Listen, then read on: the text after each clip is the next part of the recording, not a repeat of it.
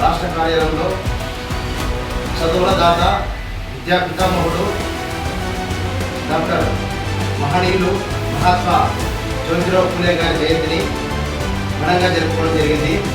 మరి ఆయన యొక్క జయంతి సందర్భంగా 199వ జయంతి పురస్కరించుకొని మరి ప్రపంచంలో ఉన్న దేశాలలో కుల మతాలు లేవు, అగ్ర పేద అనే భేదం లేదు.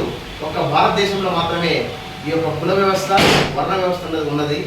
మరి ఈ వర్ణ వ్యవస్థ కుల వ్యవస్థ ఎలా వచ్చింది, మరి దాని యొక్క పునాది ఎక్కడ పడింది అని ఆయన మహనీయుల యొక్క గ్రంథాలను చదివి ఆయన ఎన్నో బుక్కులను చదివిన తర్వాత శూద్ర జాతికి చదువు లేదు, శూద్రుడు విద్యకు అనర్హుడు అని చెప్పిన మనధర్మాన్ని వ్యతిరేకించి ఒక బీసీ సామాజిక వర్గమైన ఆయన మరి ఎస్సీ ఎస్టీ మైనార్టీ వర్గాలు ఏమైతే ఉన్నాయో వాళ్ళందరూ కూడా విద్యని కంపల్సరీగా నేర్చుకోవాలని మొట్టమొదటిసారిగా భారతదేశంలో మహిళలకు విద్యా నిలయాన్ని కట్టించి తన భార్య తన ద్వారా విద్యను బోధించినటువంటి గొప్ప మహోన్నత వ్యక్తి మన జ్యోతిరావు పూలే గారు. మరి ఆయన సందర్భంగా స్మరించుకుంటూ బహుజన సేనా సమితి రాష్ట్ర కార్యాలయంలో ఘనంగా జరుపుకోవడం జరిగింది.